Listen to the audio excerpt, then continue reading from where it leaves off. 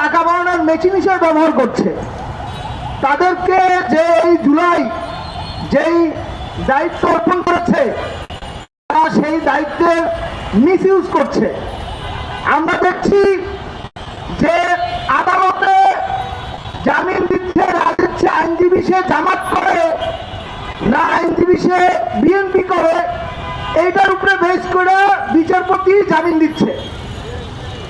বিচারপতির তো আইনজীবীর চেহারা দেখে জামিন দেওয়ার কোনো কথা না, বা তার তো আইনজীবীর চেহারা দেখে তার তো জামিন দেওয়া উচিত না। কিন্তু আমরা দেখছি যদি আদালতে যদি কোনো জামাতপন্থী আইনজীবী দাঁড়িয়ে যায়, আদালতে যদি কোনো বিএনপি পন্থী আইনজীবী দাঁড়িয়ে যায়, তাহলে সে যদি জুলাই হত্যা মামলার আসামিও হয় তাকে আদালত জামিন দিয়ে যাচ্ছে। মানে ব্যাপারটা এমন একটা হয়ে গেছে যে চোরে চোরে মাসতুতো ভাই, চোরে চোরে মাসতুতো ভাই হয়ে তারা আজকে যারা এই জুলাই আমার ভাইদেরকে গুলি করে হত্যা করেছে, যাদের পক্ষে ট্রাইব্যুনালে চাক্ষু সাক্ষীরা সাক্ষী দিয়েছে, যাদের অস্ত্র হাতে গুলি করার ছবি আছে, এইরকম জঙ্গি সন্ত্রাসীদেরকে এই ট্রাইব্যুনাল এই বিচারপতিরা জামিন দিচ্ছে। তারা কিভাবে জামিন দিচ্ছে, তারা কিভাবে জামিন পাচ্ছে, এই জবাব কিন্তু বলতে হবে।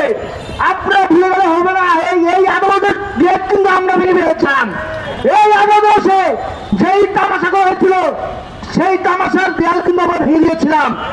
অতএব এই আদালতে বসে যাদের পরবর্তীতে একটি মহৎ দায়িত্ব অর্পণ করা হয়েছে, যেই দায়িত্ব নিয়ে যারা আজকে আপনারা টাকা বাড়ানোর মেশিন বানিয়েছেন, এই মেশিনও কিন্তু আমরা ভেঙে দিতে পিছপা হবে না। আমরা জুলাই ঘুরিয়েছি ন্যায় বিচার পাওয়ার জন্য, জুলাই হয়েছে দেশের মানুষের সাম্য প্রতিষ্ঠার জন্য। কিন্তু আমরা দেখতে পাচ্ছি যে আদালতে আজকেও বিচারের বাণী নীরবে ঢুকতে কাঁপছে। আজকেই ফয়জুলের লোকজন যারা তার বিরুদ্ধে ট্রাইব্যুনালে সাক্ষী দিয়েছে তাদেরকে বিভিন্ন মাধ্যমে হত্যার হুমকি দেওয়া হচ্ছে। আজকে যারা বিভিন্ন মাধ্যমে এই আদালতে এই সন্ত্রাসীদের বিরুদ্ধে সাক্ষী দিয়েছে তাদেরকে হত্যার হুমকি দিচ্ছে, তাদের নিরাপত্তা পাচ্ছে না। কিন্তু আদালত এই বিচারপতিরা এই চোর বাটপার নৈতিকতা বিক্রি করে খাওয়া আইনজীবীরা চোখ সাজে সন্ত্রাসীদেরকে জামিন দিয়ে দিচ্ছে। আমরা দেখতে পাচ্ছি এই জুলাই পরবর্তীতে কিভাবে 600 650 চোর বাটপার গুলা সন্ত্রাসী গুলা কিভাবে ক্যান্টনমেন্টে আশ্রয় দেওয়ার মাধ্যমে ক্যান্টনমেন্ট থেকে তাদেরকে জন্য এদেশে এস্টাবলিশমেন্ট সহযোগিতা করছে। এদেশে যদি আরেকবার বিপ্লব হয়, এদেশে আরেকবার অভ্যুত্থান হয়, তাহলে হবে এই আমলাদের বিরুদ্ধে, তাহলে হবে এস্টাবলিশমেন্টের বিরুদ্ধে।